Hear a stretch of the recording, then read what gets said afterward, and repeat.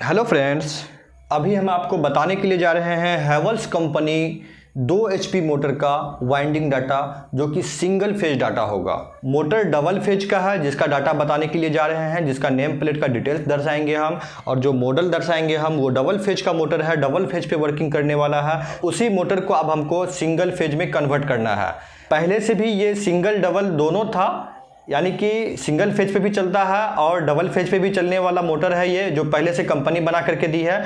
लेकिन single phase पे पानी ये बहुत ही कम देता है, डबल फेज पे पानी जो है पूरा देता है। जो कस्टमर इस मॉडल का मोटर को खरीद लिया है डबल फेज और सिंगल फेज दोनों पे चलने वाला, तो उस कस्टमर के यहाँ डबल फेज लाइन अवेलेबल ही नहीं है। कस्टमर बहुत ज़्यादा परेशान है कि हम सिंगल फेज पे चलाते हैं, पानी देता ही नहीं है ये। अब क्या करें, इस मोटर को बेच करके दूसरा मोटर लें या फिर दूसरा मोटर खरीद लें। तो इस कंडीशन में कस्टमर को मोटर बेचने की ज़रूरत नहीं है। कोई भी हो उसको मोटर बेचने की ज़रूरत नहीं है। वही मोटर स्पेशल सिंगल फेज जब बन जाएगा तो उतना ही पानी देगा जितना कि वो गरम गरम पे देने की कैपेसिटी रखता है। लेकिन बात इंपॉर्टेंट ये है कि अभी जो हम डाटा बताएंगे आपको सिंगल फेज का, इस डाटा से वाइंडिंग करने के बाद जो है कभी भूल से भी आप डबल फेज पे इस मोटर को कनेक्ट नहीं कीजिएगा। ये सिंगल फेज बन जाएगा। चाहे मॉडल ये डबल फेज लिखा हुआ है नेम प्लेट पे, लेकिन डाटा चेंज कर दिए तो ये सिंगल फेज बन जाएगा। तो चलिए फ्रेंड्स, पहले हम आपके सामने इस मोटर का नेम प्लेट का डिटेल्स दर्शा देते हैं।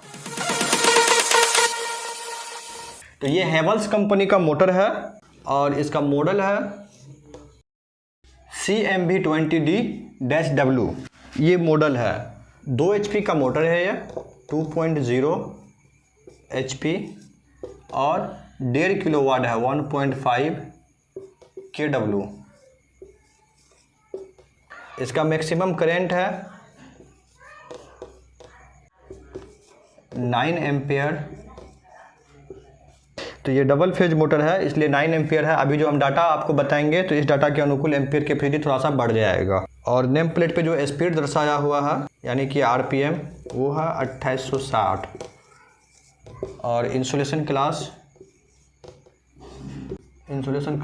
F है। कैपेसिटर जो है इसमें 50 UF का यूज किया गया है। तो जो भी इम्पोर्टेंट डिटेल्स है फ्रेंड्स वो हम बोर्ड पे दर्शा दिए हैं और आपके सामने जो है नेम प्लेट भी दिखा देते हैं, आप नेम प्लेट से भी मैच कर सकते हैं। आगे देखिए इम्पोर्टेंट चीज़ जो है इसका स्लॉट का लंबाई वो भी आप देख सकते हैं, बिल्कुल 4 इंच है। और उसके बाद इसका इनर गोलाई जो है जिसमें रोटर डाला जाता है वो है 3.25 इंच, यानी कि 3 इंच में 2 सूता कम है। इसका आउटर गोलाई जो है वो है 5.5 इंच। और इसका फ्रेंड्स हम पूरा स्लॉट दिखा रहे हैं आपको कि किस प्रकार से स्लॉट इसका है बना हुआ। तो इसका स्लॉट जो बना हुआ है बिल्कुल सेम किर्लोस्कर के जैसा बना हुआ है। तो फ्रेंड्स चलिए अब हम आपको इस मोटर का डाटा बता देते हैं। और वो डाटा जो हम बताएंगे तो वो कंपनी का डाटा नहीं होगा, अपना अनुभव लगाया हुआ डाटा होगा। तो अब जो डाटा ही डालेंगे हम ये सिंगल फेज डाटा होगा। तो सिंगल फेज वाइंडिंग करने के लिए हम रनिंग कॉइल में वाइड गेज यूज करेंगे 19+19। उसके बाद स्टार्टिंग कॉइल में वाइड गेज यूज करेंगे starting coil SWG single 19। Running coil में टर्न डालेंगे डबल वायर से, यानी डबल 19 से 14, 20, 26 और 26। उसके बाद स्टार्टिंग कॉइल में टर्न डालेंगे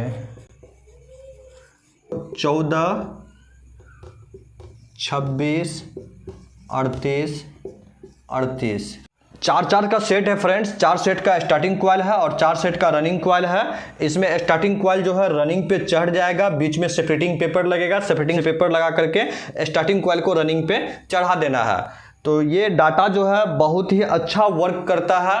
और इस डाटा से किर्लोस्कर कंपनी जो है KDS 212 LV मॉडल को बना करके मार्केट में मोटर निकाली हुई है। तो अभी जो हम आपको बताए हैं ये हैवेल्स कंपनी का डाटा बताए हैं। हैवेल्स कंपनी का मोटर में जो है हम सेम किर्लोस्कर का डाटा डाल देते हैं यदि सिंगल फेज बनाना होता है तो। कभी भी कोई तरह का शिकायत का मौका नहीं मिला है और न ही होगा, इसलिए कि इसका अंदर का बनावट जो है हैवेल्स कंपनी का इस मॉडल का मोटर का बिल्कुल सेम है किर्लोस्कर के जैसा। किर्लोस्कर में छोटा बड़ा स्लॉट होता है 4 स्लॉट जो है नीचे और 4 स्लॉट ऊपर छोटा छोटा होता है, उसके बाद बाकी का स्लॉट सारा बड़ा होता है। 3 तरह का स्लॉट रहता है इसमें। 2 स्लॉट बीच में पहले बहुत ही छोटा रहता है, फिर उसके बाद थोड़ा सा बड़ा स्लॉट होता है, एक स्लॉट दोनों बगल, और उसके बाद जो है फिर दोनों साइड 8-8 स्लॉट जो है बड़ा बड़ा होता है। तो जब भी आप रनिंग कॉइल को डालिएगा तो ये बात माइंड में एकदम बिल्कुल आप एडजस्ट कर लीजिए कि रनिंग कॉइल को कभी भी छोटा स्लॉट में आपको नहीं डालना है। टर्निंग कम है इसमें भी, रनिंग कॉइल में भी 14 ही टर्न है। कभी भी अगर आप ऐसा गलती कर दीजिएगा कि रनिंग कॉइल को छोटा स्लॉट में डाल दीजिएगा तो आपका मोटर बन ही नहीं पाएगा, फिर से खोल करके उसको बनाना पड़ेगा। और इसमें जो चढ़ेगा कॉइल वो 2 कॉइल जो है रनिंग पे चढ़ जाएगा। ये 38 टर्न जो आपको दिख रहा है ये दोनों छोटा स्लॉट में जाएगा, और ये 14 और 26 जो है स्टार्टिंग कॉइल का टर्न ये बड़ा स्लॉट में ही जाएगा, लेकिन जिसमें रनिंग कॉइल डाला हुआ है उसमें जाएगा। बीच में सेपरेटिंग पेपर लगाने के लिए आप ना भूलें। इसमें जो है कैपेसिटर जो यूज करना है, कैपेसिटर वैल्यू होगा 50 UF। किर्लोस्कर कंपनी 50 UF ही लगाया है अपना डाटा में कैपेसिटर, जबकि हम इसमें 60 MFD का भी लगा सकते हैं, इसलिए कि स्टार्टिंग कॉइल 19 नंबर से बना हुआ है। एक चीज़ और हम बता दें आपको कि ये डाटा जो बताए हैं ये काफ़ी हार्ड डाटा है। इस डाटा से मोटर को वाइंडिंग करने में दिक्कत होती है बहुत ज़्यादा।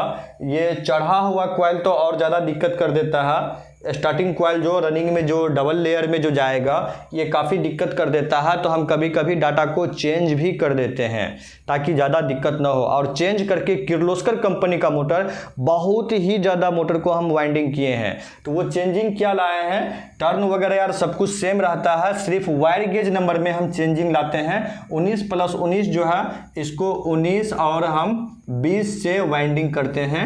हल्का सा वायर गेज पतला हो जाता है, और उसके बाद स्टार्टिंग कॉइल को जो है सिंगल 20 से वाइंडिंग करते हैं, इसलिए कि 50 MFD का ही कंडेंसर इसमें लगा हुआ है।